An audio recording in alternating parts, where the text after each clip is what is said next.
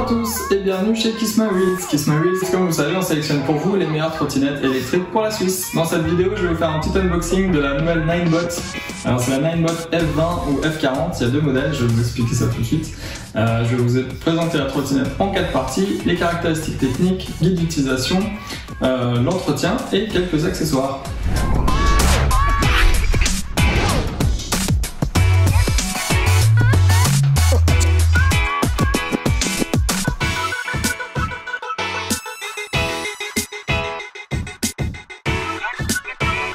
Alors, au niveau des caractéristiques techniques, donc je vous le disais, il y a deux modèles. En fait, il y a la F20 et la F40.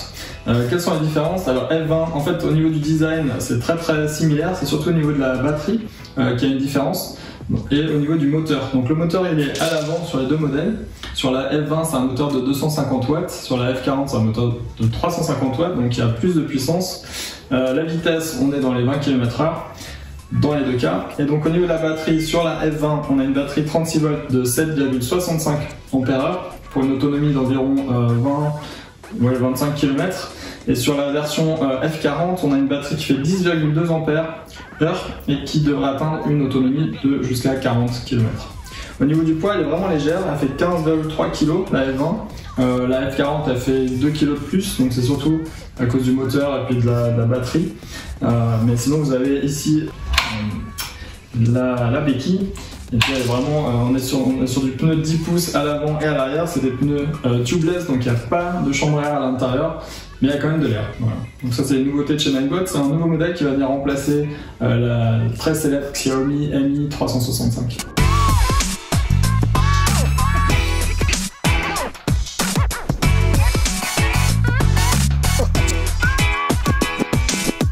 Au niveau de l'utilisation de la Ninebot F, donc on va dire 20 ou 40, la prise de charge, elle se trouve ici. Bon, ils ont fait un très joli travail au niveau du design, elle fait vraiment plus robuste que la Xiaomi d'avant. Le pare-boue arrière est bien plus robuste, il avait tendance à casser assez facilement sur la version précédente. Dans tous les cas, c'est Ninebot, hein, c'est la même entreprise que Xiaomi, c'est fait dans la même usine en Chine. Au niveau du pliage, on a le même système que sur les dernières Xiaomi. Le premier loquet, puis je retire et elle vient se plier. Et donc c'est le crochet qui est derrière la sonnette qui vient se bloquer dans le pare-boue. Donc ça me permet de la soulever. Pour la déplier, pareil, j'enlève ça et je remonte le loquet et elle est pliée en mode de sécurité. Voici le guidon de la Ninebot F. Donc vous avez à droite l'accélérateur au pouce. À gauche ici la sonnette avec le crochet qui vient se mettre dans le pare-boue arrière pour la bloquer quand vous voulez la plier. Ici vous avez le frein, donc c'est le cap de frein à disque qui vient directement sur la roue arrière. Pour la démarrer, c'est tout simple, vous appuyez sur le bouton de démarrage ici, vous allez avoir la vitesse, le mode de conduite et la batterie. Donc c'est normal en fait au début, la première fois quand vous la déballez, elle bip, vous pouvez pas rouler avec. C'est parce que vous devez déjà installer la trottinette, donc installer l'application sur votre téléphone et enregistrer la trottinette. Vous allez avoir une petite vidéo de sécurité que Ninebot veut absolument que vous regardiez avant de pouvoir démarrer la trottinette. La trottinette, elle est livrée avec un chargeur évidemment pour que vous puissiez la charger. Vous voyez à l'arrière, comme sur les modèles précédents chez Xiaomi, c'est du frein à disque que vous avez directement, le freinage il se fait directement sur le guidon, vous avez une poignée de frein. À l'avant, c'est un frein moteur, donc c'est quand vous relâchez les gaz que le moteur freine.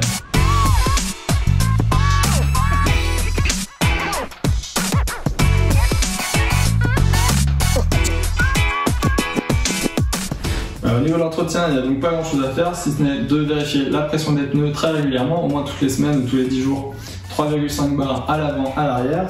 Vérifier que le frein fonctionne bien. Comme c'est un disque avec des plaquettes, il y aura besoin, je pense au bout, ça dépend de comment vous roulez, mais au bout de 1000-1500 km, il y aura besoin de changer les plaquettes ou éventuellement même changer le disque. Voilà.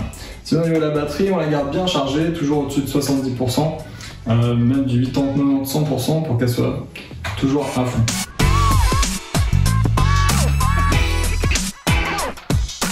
Alors, quelques accessoires indispensables pour votre trottinette électrique.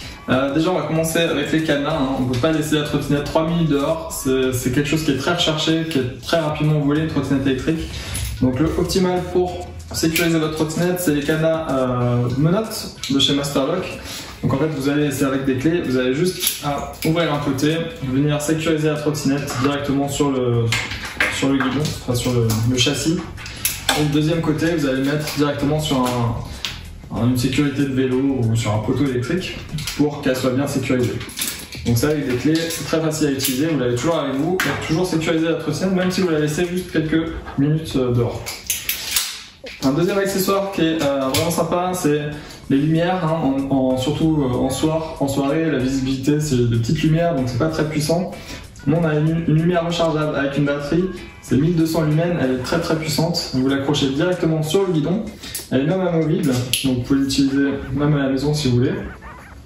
Et elle est waterproof, et elle vous fait en même temps, vous avez une prise USB dessus, donc ça fait aussi powerbank pour recharger votre téléphone par exemple. Si vous avez en même temps le téléphone avec un porte-téléphone, si vous avez aussi le téléphone sur le guidon, vous pouvez charger en même temps votre téléphone en même temps que vous roulez en fait. Un troisième accessoire qui est pas mal du tout, c'est les pompes, la pompe de chez Inokim avec une batterie lithium à l'intérieur qui vous permet très simplement en une petite minute de vérifier la pression des pneus avant-arrière directement à la maison, vous n'avez pas besoin de vous déplacer dans une station-service.